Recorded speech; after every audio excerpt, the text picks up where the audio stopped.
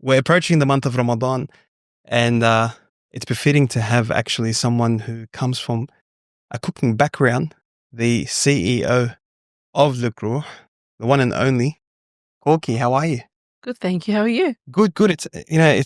I'm thankful that you've accepted the opportunity to come on the Chronicles of Faith. Thank you for having me. Thank you for thinking of me. Yeah, it's a pleasure. I'm following your page, and subhanAllah, you bring a different taste to the cooking scene. I feel like your sense of humor, your charisma, the way you approach cooking, you're not just that standard chef or influencer, I should say, in the world of cooking. What inspired you to become the CEO of Le Gros?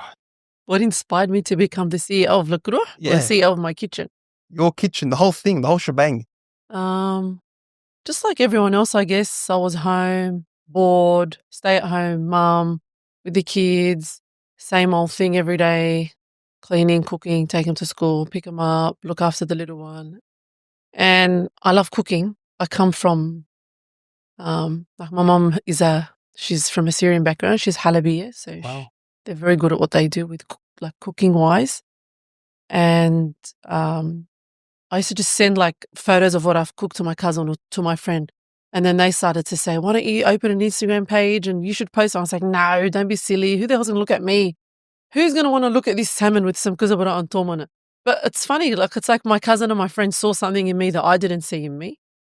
So one day I thought, okay, I'll open up a page. And then, I don't know, just took off from there. And I feel like in your scene, you're also there supporting a lot of businesses, helping them on their journey, using your platform to help them more than just the business from the page itself. Yeah, obviously, let's be real. I'm helping them and they're helping me. That's my job at the end of the day. Nice. But in saying that, I won't take on everything that comes my way. I'm picky about who I work with and what I represent and what I put my name on. And yeah, I feel like it's fair to give everyone a fair go. Like I make sure I go out of my way to reply to everyone and just give everyone a fair go. But yeah, like it has to be up to standard as well. Yeah, we all have standards. Yeah. And it's important to meet those standards and not just go for anyone that asks you to collaborate. Yeah. But with your cooking, so you always loved cooking. Your mum's from Halab, and for those who don't know, Halab's in Syria. Yeah. And they're renowned for their dishes. Yeah. And they've made the Arabic cuisine. They put it on the map, really. Yeah. But I've seen with your page, like you've had different takes on like a traditional dish, and you put your own take to it. Look, not really. Like I like to stick to tradition, actually. Like I like to not deviate from the way my mum taught me how to cook. Wow. I don't like to deviate away from it. If a dish just requires a good pinch of salt and pepper, okay, then I like the ingredients to speak for themselves. Okay, so you're pretty straightforward. Yeah, and if you look at my recipes, there's not a big list of ingredients. Because I know from me, when I'm following someone's recipes, if I see a long list of ingredients, I immediately become overwhelmed. And I can't deal. Like it has to be ingredients that are always in my cupboard, staples, not a recipe that I have to go out and buy 50 different ingredients from and spend $100 on ingredients that I'm only going to use for that one time. And they're probably going to get out of date until I make that dish again. Something that my kids eat on a regular basis. So you'll see a lot of repetitiveness on my page, but that's what my page is about. That's how I grew up eating. Yeah, we have kusab laban once every 2 weeks. Yeah. And I'll post it every time I cook it because that's what I'm cooking. Because you guys are watching Korky's Kitchen and that's what I'm cooking. You've did well to reach our page so far. Make sure you follow, share, subscribe, and like. We are proud to announce that we've partnered with Core Assist Disability Services. If you or anyone has a disability, you can follow and contact Core Assist and they will go above and beyond to help you all over Australia. We've also partnered with Imperial Glass and Timber for all your timber needs. This panel, Imperial. We love Imperial. From bespoke joinery to standard joinery, they have it all. So you don't put a facade or like a different mirror to who you are. Your page is really who you are. Yeah, no, not if really. If you're cooking kusab laban twice a week, you're putting it twice a week. Yeah, if you like it, ahla sahla. If you don't like it, go to TikTok. Well, there's plenty of other chefs to look at, but like what I told you earlier, what separates you from a lot of the chefs out there from looking at your page and what you're about was your sense of humor, your quirkiness, and you seem very easygoing, and you are who you are. You don't deviate and shy away from who you are. Yeah, you have to stay true to yourself because eventually the mask is going to fall off. Oh, you know. So That's a mic drop you at the moment, that one. you can only keep a mask on for so long. And then what? Or like, as I say in Arabic, or بعدين, like the mask is going to fall off. So just stay true to yourself, and people will gravitate to you when you're real. So do you feel like from when you've started till now, you've been who you are, the mask has never been on, it's always been off? Yeah, 100%. I am who I am. But, you know, everyone sees you from what you have to offer through the scene, the mirror or the facade of cooking and the laughter and the jokes and the collaboration with other people in the scene. But really, who are you? Who am I? Yeah. That's a tough question. Who am I? I don't know. I'm a 42-year-old mother of 3 boys. Inshallah. Had a pretty rough childhood. Got some daddy issues. Lost my brother at a very young age. Rahimahullah. My older brother. So yeah, I came from I was raised by a single mum as well. So yeah, look, no one's life is perfect. I've been through my ups and downs, but what doesn't kill you only makes you stronger. So you've had a pretty, I'm not sure if that's the right word, traumatic upbringing in certain sense. I have. You have? I have. You've had a traumatic upbringing. Yeah. So with all the laughters that we see now and the happiness and joy, I wouldn't say it's masked, but it's my way of dealing with it. That's my way of dealing with it. MashaAllah, you know, may Allah empower you, good on you. But I've always been the same. Like if you meet my best friend now, she's known me ever since I was 9. And I'm 42 now. She says to me, you have not changed one bit since primary school. You're still the same. You're always a clown. You'll always be a clown. It's amazing to acknowledge that, yes, one has experienced those difficulties, they've experienced those hardships, and they've acknowledged that, okay, this is what I went through. They may have reflected and allowed themselves to not get over it, because I believe you probably don't get over it, but to move forward in your life, not to hold you back and weigh you down. Yeah, I'm trying my best to not move my traumas into my new chapter in my life or my new relationships. It's not good to drag it with you. But yeah, that is who I am.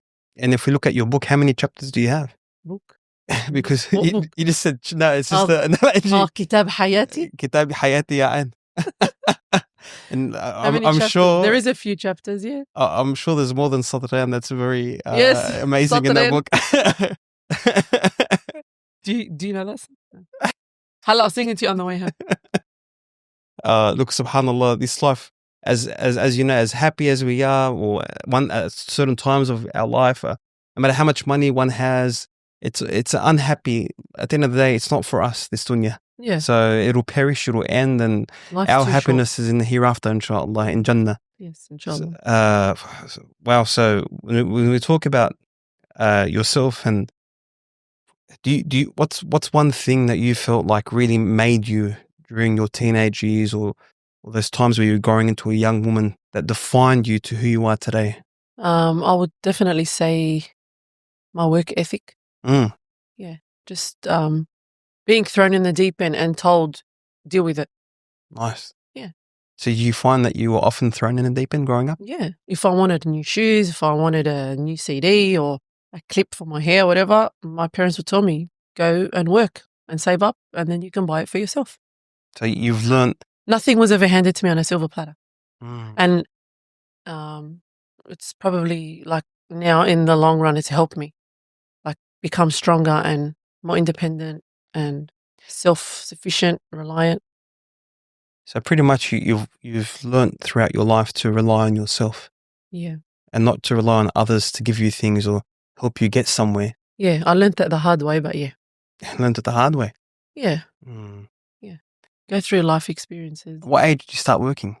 14 and 9 months. Oh, that traditional. As soon as I was allowed to work, I was flipping burgers at Macca's. Wow.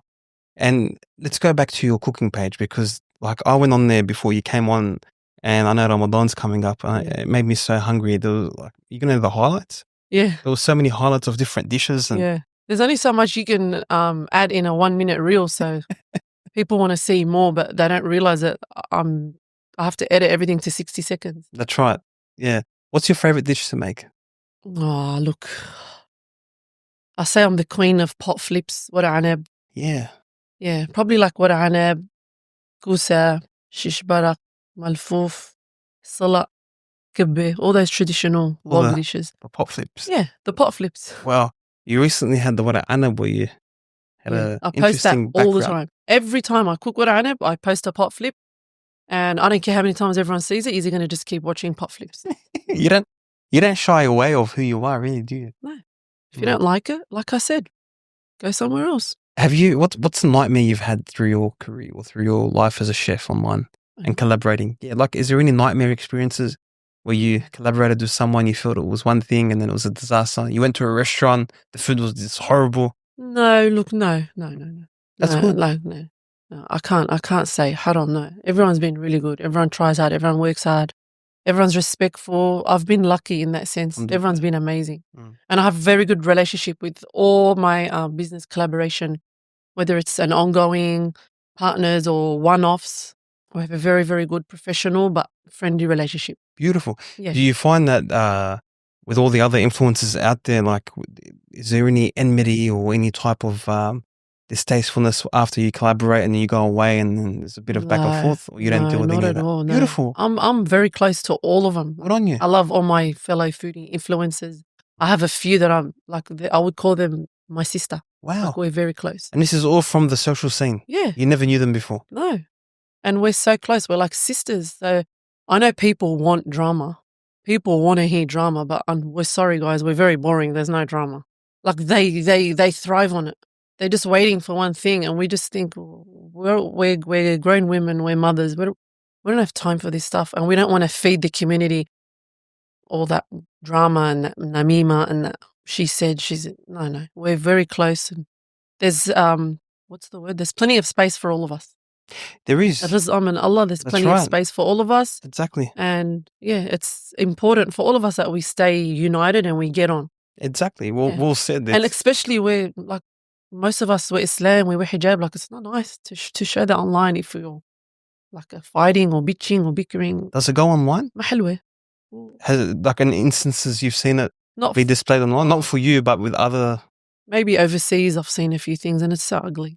Like with overseas bloggers, it's not pretty. No, it's not, and it doesn't match who we are as Muslims. We Ar-Razzaq Allah, and your sustenance is predestined for you. Exactly. Yeah. If you believe in that, then just do what you have to do. Exactly, and be nice to people. Yeah. It's not hard to be nice. No, smile. It's sadaqah. That's right. It's sunnah to smile at your Muslim brother or sister. Yes.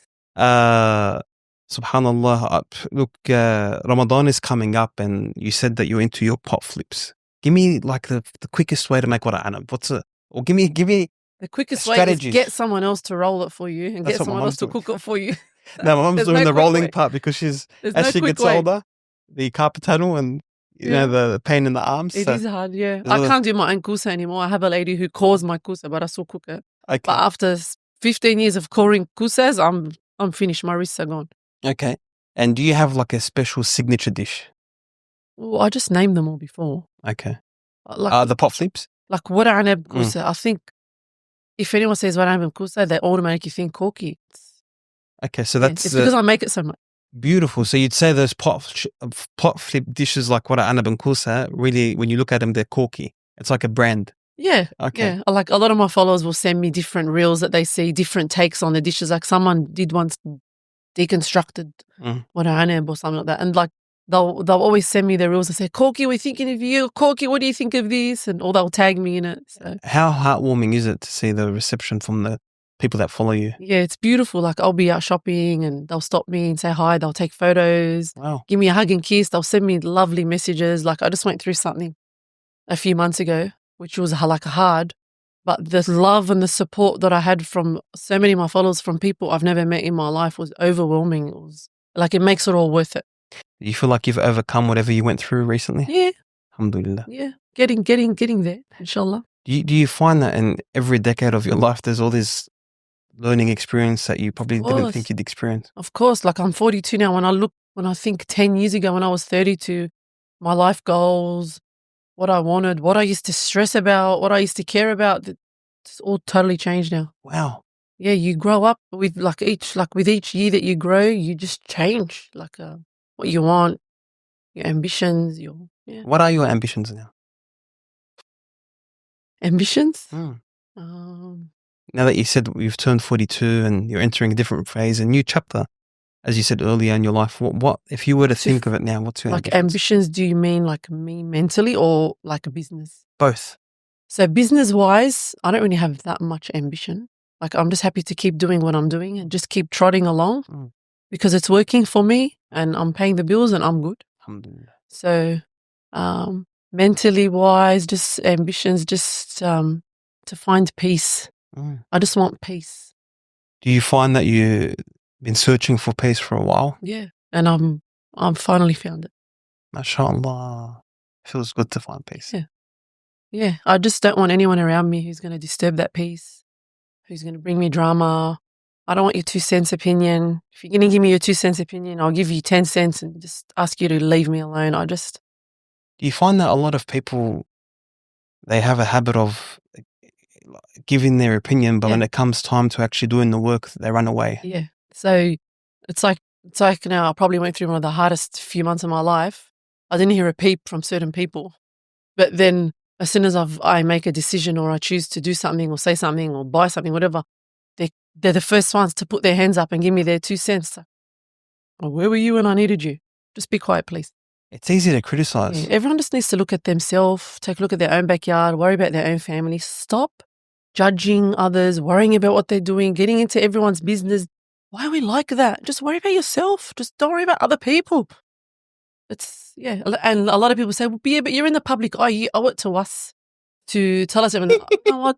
I don't actually owe you that. Do people really say that? Yeah, you owe it to us to tell us every little fine detail about your personal life because you're in the public eye. No, I don't. How do you respond to these people? I actually don't have to. Most times now I'm just ignoring them. I just ignore them and I'll answer what I want to answer and how I want to answer it. And like what you said earlier, you like it, you don't like it. There's many pages to choose from. Yeah. Ahla sahla. You want to follow me? Ahla sahla. I'm not going to ever beg anyone for anything anymore. I won't beg anyone for anything anymore, ever, in all aspects of life. Do you feel like you've done that in the past? Yeah. I've in the past, I've begged for attention or I've begged for love or I've begged for, it could be something as silly like just, please follow my page or please, you have to love this recipe of mine or you have to love this reel. No. Khalas na. If they like it, they like it. If they don't like it, then it's all good. So from what I take... Yeah, I like your Arabic sayings, the traditional Arabic sayings. From what I take, that you're past looking for validation from others regarding what you do. Yeah. And as long as you validate yourself and you're happy with what you're doing, the rest is history. Yeah. So I did come from a very troubled childhood. Allah. So yeah, we didn't have that picket fence, that white picket fence, happy family that most people have. But yeah, it made me stronger in the end. It's part of who I am. It makes me who I am. It's part of my identity now. It is, and it's happened, and we can't ignore the fact that it's happened. It makes you appreciate, you appreciate your blessings. You appreciate things you get. I don't take things for granted because I always explain to my kids, I didn't have this growing up. I didn't wear those Jordan shoes growing up. I never got to get what you got. I never had a phone. I never had an Xbox. I never had a PlayStation. I never got given, like my son now, he's turning 17 soon.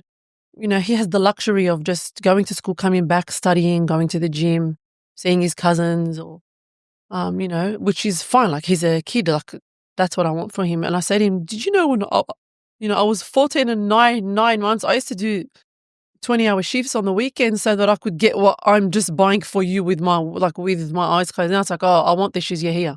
Buy them. Man, these kids these days are so lucky. I had someone, they have it easy. I had a parenting coach on the other day, and it's a coming soon podcast as well. And it was a eyeful moment when through the conversation, it allowed me to reflect that today's society, they're used to instant dopamine hits, getting things now, making money now, buying things now, not waiting, there's no delayed gratification. It's almost out of the window. Netflix, press play, binge for 24 hours. Shorts. It's like frying their brains. And really bad. Whereas I come from the 90s background, not the 80s, but the 90s. And are you calling me old? I knew that was coming. I was born in the 80s, but I grew up in the 90s, all right? You did. I'm not that old. I had someone who grew up in the 90s as well, and I told him on the podcast that his generation paved the way for us. Yeah. You know, and I hope the 2000 kids look at that. They look at us like that for them. Honestly, They don't. Whoever grew up in the 90s is the luckiest person. I'm so lucky. We are so lucky that decade.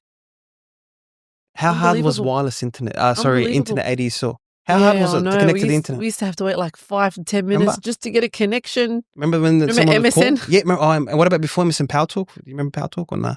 No. That was similar to MSN. Okay. Do you remember when you'd be on the internet, then someone would call, and then the internet and then would it cut cuts off. Yeah. When the house phone would We'd ring. have to wait. Yeah. They've got no idea what we went through. We went through the transition of Nintendo 64, PS1. I could never afford like I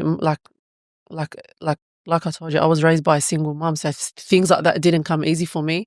So I would have to go to like my sister's house because she was married and her husband, for example, owned a Nintendo.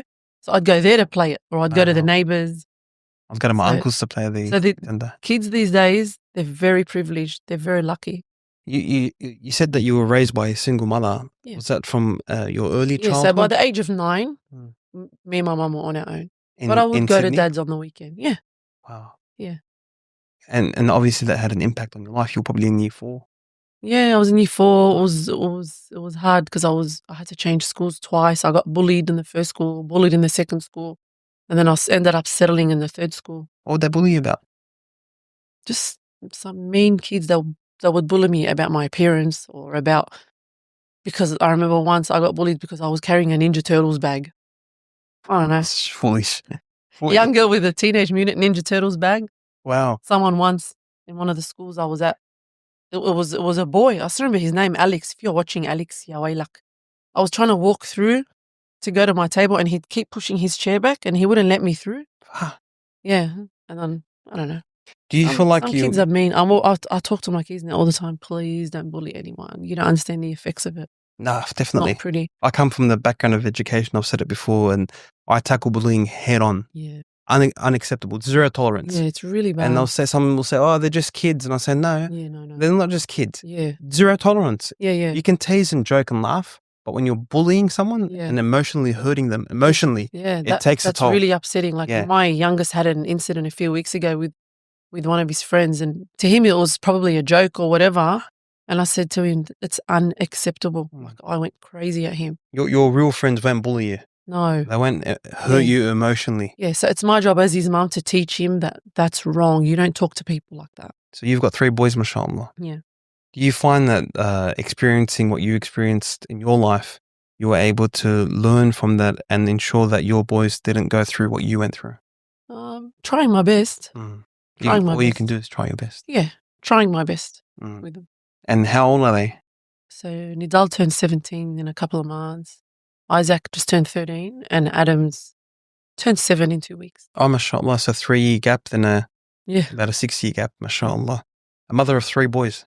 Allahi ainak. Oh, 2 teenagers in the house. Too much testosterone. Too much testosterone.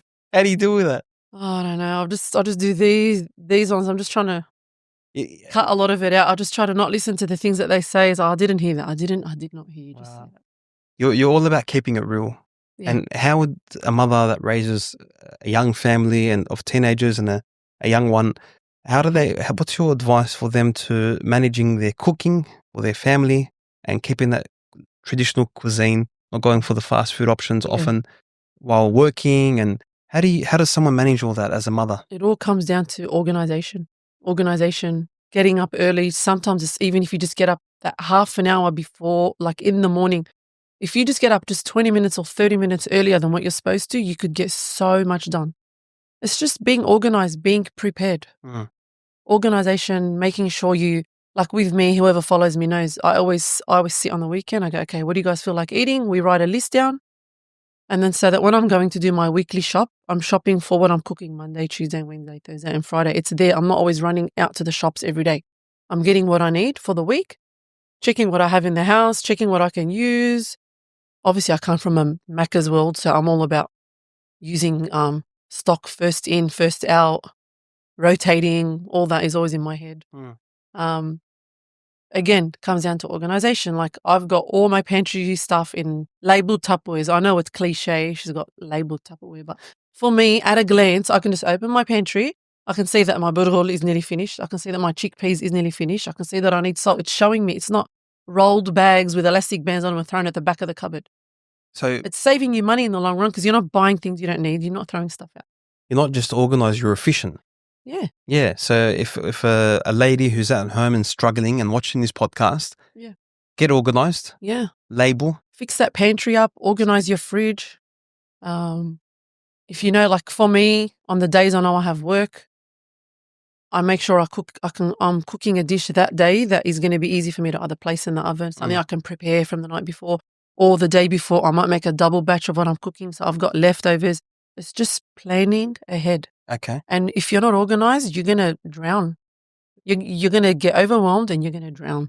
And then they'll end up drowning in that sinkhole. Yeah. Trying to get out. Yeah. And I dedicate a day a week or half a day a week to cleaning, to staying on top of the cleaning, staying organized with the cleaning. But do you map out your week at the beginning? Yeah, I have to. Like I have a diary. I make sure I spread all my work out. I make sure that there's like times of the day where it's for me, self-care, even if it's just that Each 2 day? hours. I'll try to. You try to? So almost daily. Yeah. Like at least after I pray Aisha, I like to relax and do nothing.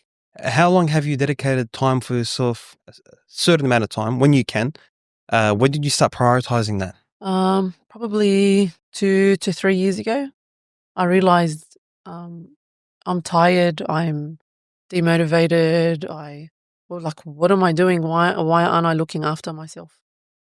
I realized that if I don't put myself first, I'm not going to be able to be there and be present for my kids and for my family and for my loved ones. You need to love yourself first. So you go through the saying that I always say, and people laugh at me, that you need to love yourself to love others. Yeah, exactly. Because I don't know, maybe it's the Arab mentality. Like we're told, la, you're a mother, you're not supposed to do this, and mothers don't do this, and la, it's your kids, and no, you've got to sacrifice for your kids. But I'm drowning. Like I need to look after myself so that I can If you fall, who's going to take care of them? Yeah, and believe me, when you fall, no one's going to pick you up. Ask me. You said that earlier, that when you went through one of the most difficult, maybe I could say, periods of your life, and you were probably reflecting on where to next. I need to get out of this. Yeah. That people who you thought were in your life and going to be there for you suddenly disappeared. Yeah. And I've realized now at the age of 42, I know now who genuinely loves me and loves my company, and I know who is only my friend because to them it's a business transaction. Whoa. So I can, if you're with me because I'm a business transaction to you, I can pick you from a mile away. You're cut. You're gone. You're out. That's it. Before I could never pick that up. Why? Because I don't know why. I used to just think, oh wow, they must love me so much. I maybe enjoyed the validation and the attention, maybe filling a gap of something missing. Avoid. Yeah. But just be wary of people who are using you as a business transaction and people who just genuinely love you and they just want the best for you and they love your company. I feel like we've reached a time that's quite scary, that even those who you never thought would use you as a business transaction. Oh, yeah. And especially when when you do what I'm doing, like I know a lot of people, I'm very connected to, people in the Instagram world or the influencer world or whatever you want to call it.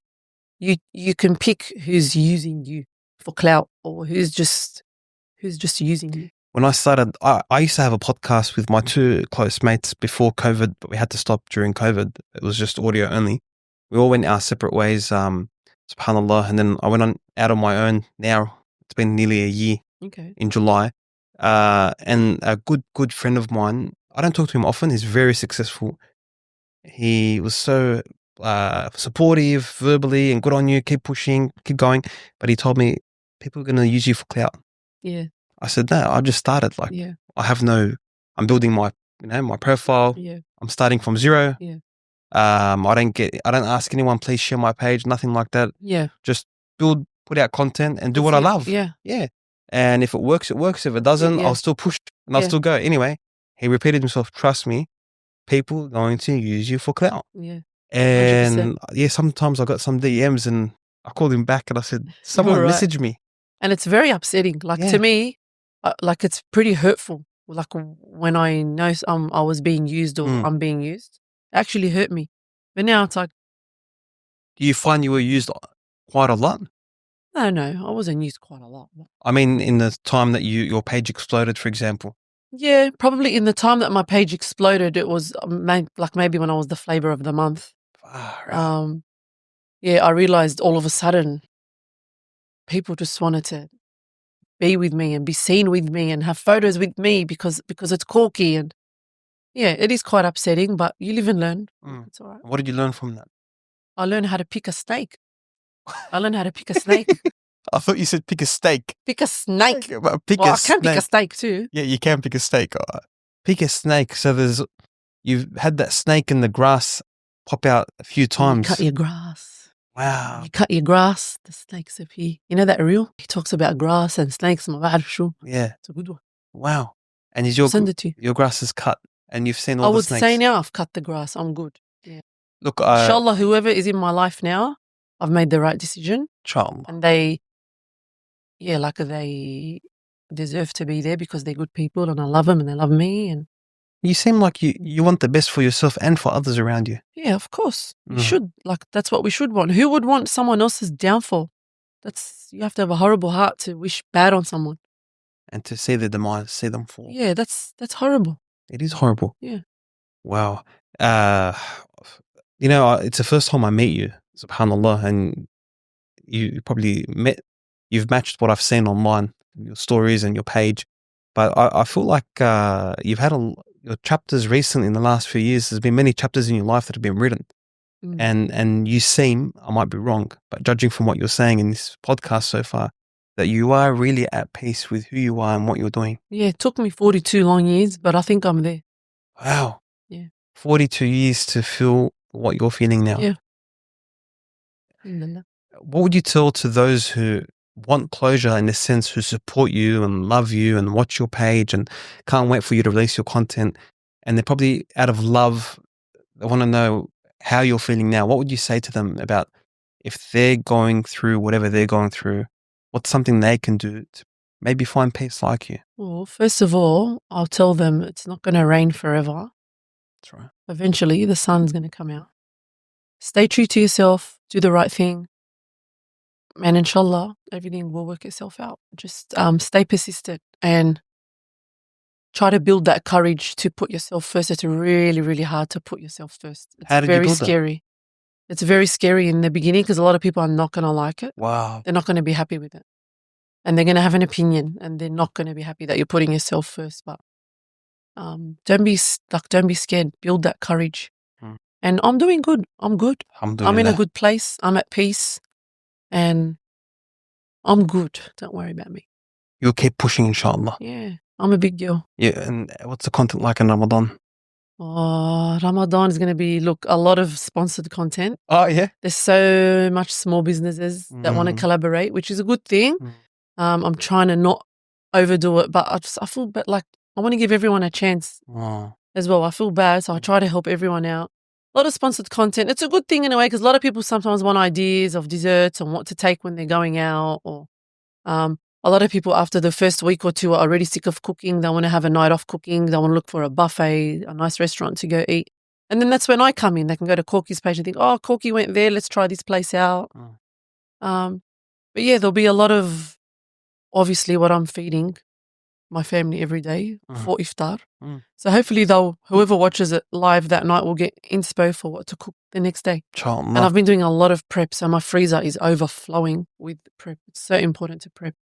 You put them all in the bag or like each dish? Yeah, I've got a special food saver, vacuum sealer, everything's labelled, dated, organised. The spring rolls, the kabir, the sambusak, the shish barak, the dumplings. I need you to send me those videos because I want to put that as a reel. And put the overlay as all these organised things. So when I put it out there, I can go switch to what you really have, not just you talking. Yeah.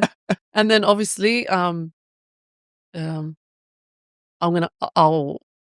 always talk to the kids. What do you feel like? Is there anything you feel like? Is there anything you're craving? They give you much?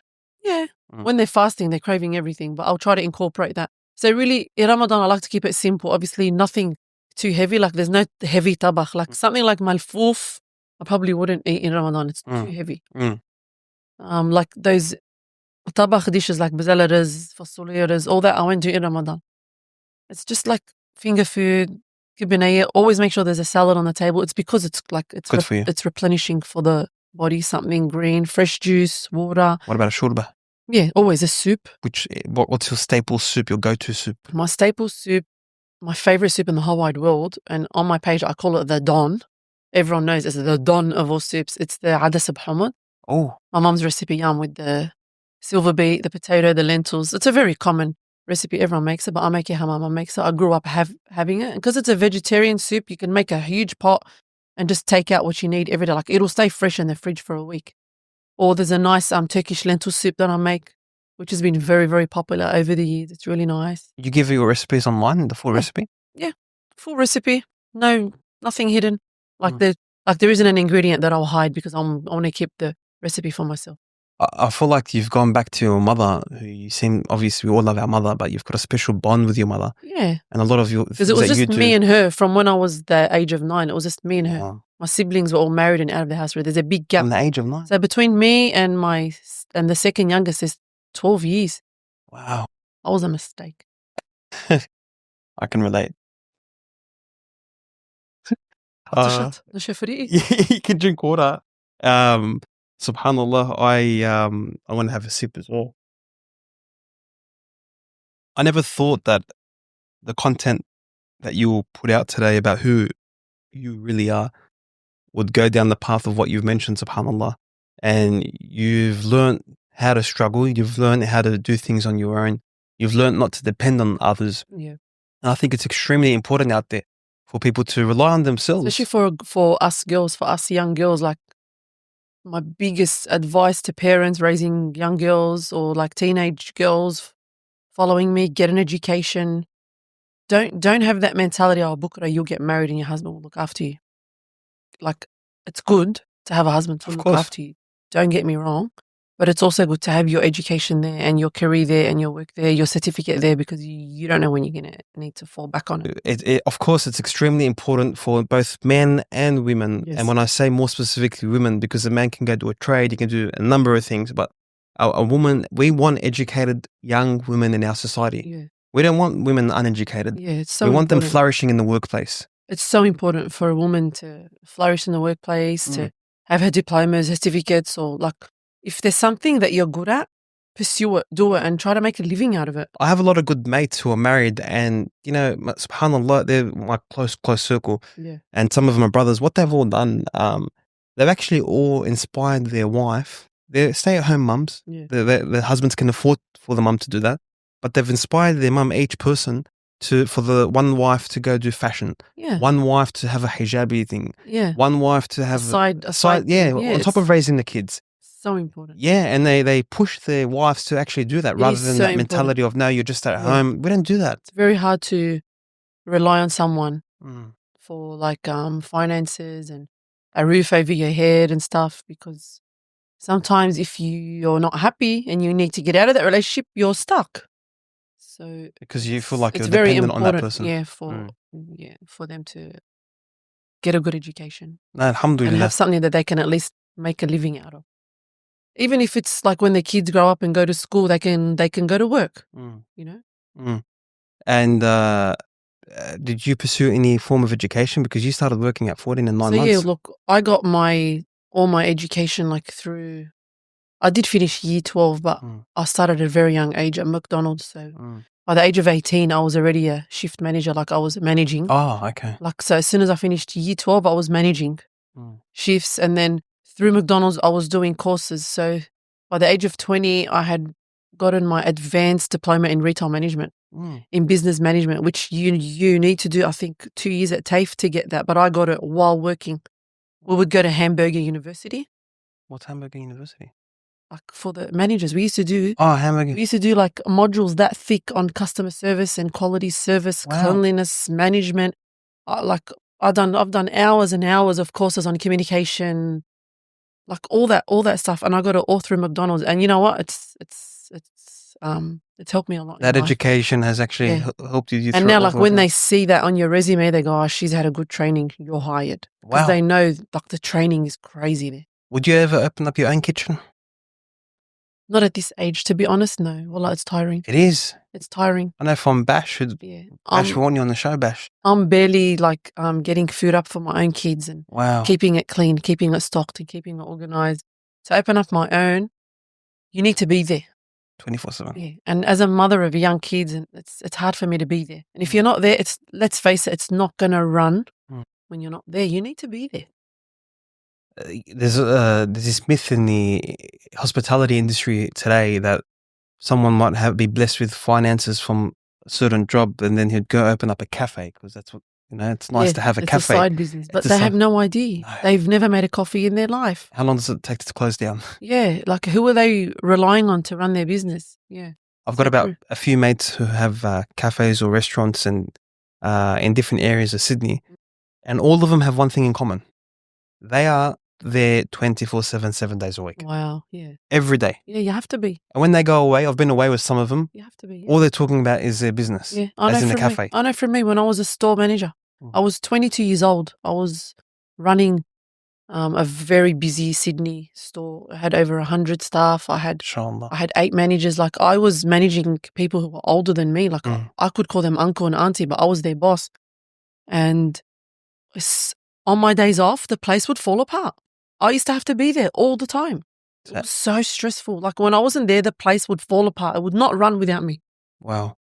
For those who want to collaborate with you and you'd assess their, what did you say earlier? Your standards, if it meets your standards, by all means, what can they do to collaborate with Korky? So the first thing the first advice I give businesses is make sure your page looks good.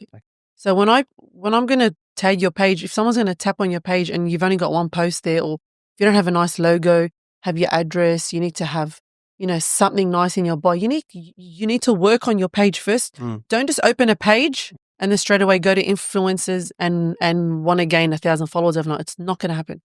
Work on your page first. Hire someone to do really nice content, nice reels, and be open for at least 3 to 6 months before you get people in, because you need to find your way. You need to find your feet. Like you can get all of us influencers in and spend a lot of money, but then you got overwhelmed because you got too busy, because we bring you too much people and you didn't know how to handle it.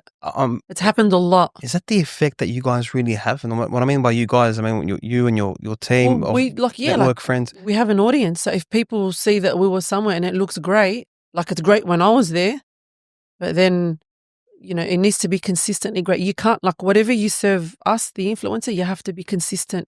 So if I had a store that sells customers, garlic, for example, on the street, a nice old throwback, and then I've been running for a while, my page looks good, then I invite Korky and her friends and the crew, and sponsored. Do I expect that there's a high chance that many people are going to come smash that store? Yeah, expect it, of course. You say it with confidence. Yeah, of course. That's awesome, mashallah. Yeah, expect it.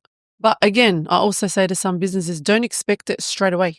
It could take a week or two. Like I sometimes will advertise for a business and I'll get messages a month later saying, Korky, that guy that washes your car, what's his name again? Or Korky, that cafe you were at what was the name of the cafe again? And I'll have to... Well, recently you had the sahlab in a thing. The sahlab. Yeah. So all of a sudden I've seen that and I'm saying to myself, I used to get... Now I'm located far away from it, but I still want to go drive there to try the sahlab soft serve. Amazing. Because you put it up there. Yeah. And then Hamza as well, he's been on the podcast, he was there. Look, before we end this podcast, and it's been amazing chatting with you and getting to know you, and for the audience, I hope they've been able to get to know Korky on a different level. What's the most difficult thing you've experienced in your life? And what's your advice for people who are struggling with whatever they're going through? So I'll probably say the most difficult thing to go through in your life is to lose a loved one, like to lose a family member. That grief is really hard, but time heals all wounds. So roll with the punches, and over time, it gets easier to deal with. And what was the second question, Nancy? The second question was, if someone is going through that, what can they do? You said wake up early. If we were to look at a day in the life of Korky when she was finding peace, she was finding peace throughout that time. Sleeping in and just sleeping through your worries and your problems doesn't solve anything. It just makes things worse. Wow. Get up, face them head on, and do something about it. Don't sleep through your life. Get up, do something. Get up early, get organized. Do what makes you happy. Be around people who you feel peace around. Home is where the nervous system feels safe. Be around people who make your nervous system feel safe. There's so much In this world now, there's so much diseases, cancers, deaths. They're all stress related. Everything's autoimmune. Stress. The gut is absorbing all this stress. Whatever's giving you stress, just get away from those environments. Get up early. It's so important to wake up early. Don't sleep your way through life. There's a hadith of the Prophet. He mentioned that those from his nation who wake up early, there's barakah in that time. And he made dua for them. Yes. It's been life changing for me. Just getting up 30 minutes earlier than what I used to. Wow. 30 minutes. I thank you for coming on the Chronicles of Faith. Thank you for having me.